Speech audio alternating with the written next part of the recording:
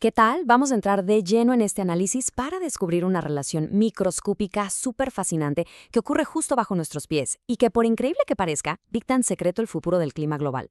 Es una mezcla increíble de química, biología y ciencias de la Tierra que definitivamente nos cambia la perspectiva sobre cómo funciona la naturaleza.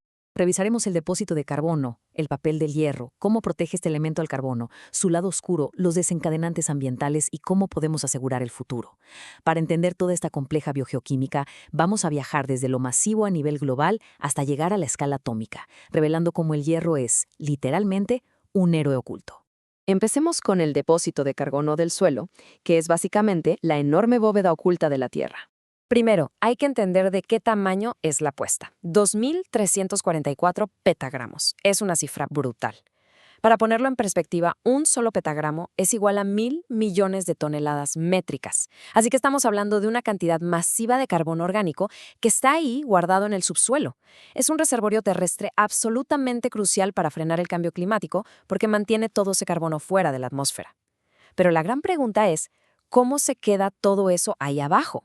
Y es aquí donde entra la segunda parte, el hierro como el héroe anónimo, el verdadero guardaespaldas invisible del carbono del suelo.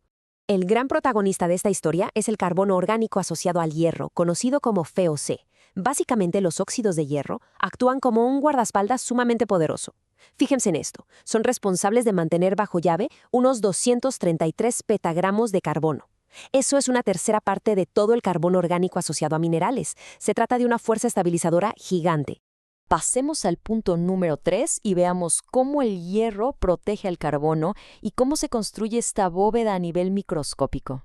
Si nos acercamos a nivel molecular, vemos que esto funciona casi como un rompecabezas, con 3 formas distintas de protección, dependiendo de qué tanto carbono y hierro tengamos. Si hay poco carbono, simplemente se adhiere a la superficie del hierro mediante la absorción. Si la proporción sube, se incrustan juntos al formar minerales. A esto le llamamos coprecipitación. Pero si el carbono supera por mucho al hierro, la cosa se pone más compleja. Se forman agregados protectores enormes donde el hierro actúa como un pegamento que mantiene todo el sistema súper firme. Pero ojo, porque aquí está lo verdaderamente interesante. El hierro tiene una naturaleza dual, es como una espada de doble filo. Del lado izquierdo vemos su lado protector. Actúa como un catalizador para construir fortalezas de carbono muy estables mediante la reacción de Maillard. Pero del lado derecho vemos que también puede destruirlas. A través de la reacción de Fenton, el hierro puede generar especies reactivas de oxígeno que terminan oxidando y destruyendo ese mismo carbono que en teoría debía proteger. Y justo eso nos lleva al cuarto punto de nuestro análisis, el lado oscuro, la liberación. ¿Qué pasa cuando este sistema se desequilibra y el guardaespaldas se vuelve hostil? Cuando las condiciones del suelo cambian, el hierro entra en unos ciclos bastante complejos llamados ciclos redox. Pasa rapidísimo por 3 fases: oxidación, transición redox y reducción, alternando sin parar entre los estados hierro 2 y hierro 3. Y bueno, esta inestabilidad es justamente el primer paso para que el carbono comience a escaparse. Aquí vemos exactamente cómo se desarrolla esa inestabilidad en la práctica.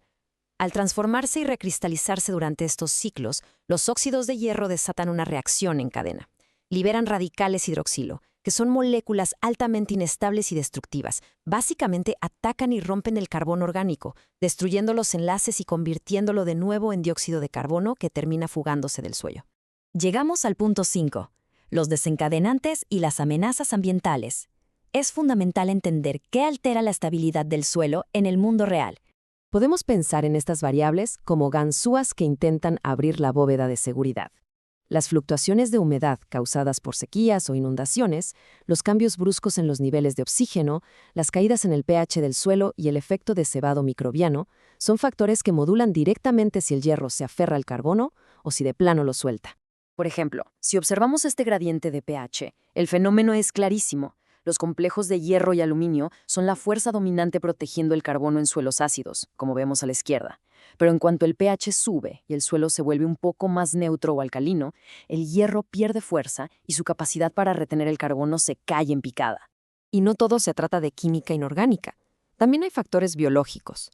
Allá abajo, en la microzona del suelo, los microbios y las raíces de las plantas pueden provocar un efecto de cebado. Como andan buscando nutrientes para sobrevivir, secretan sustancias que rompen activamente los enlaces entre el hierro y el carbono. Así que sin buscarlo, terminan abriendo las puertas y liberando dióxido de carbono hacia la atmósfera.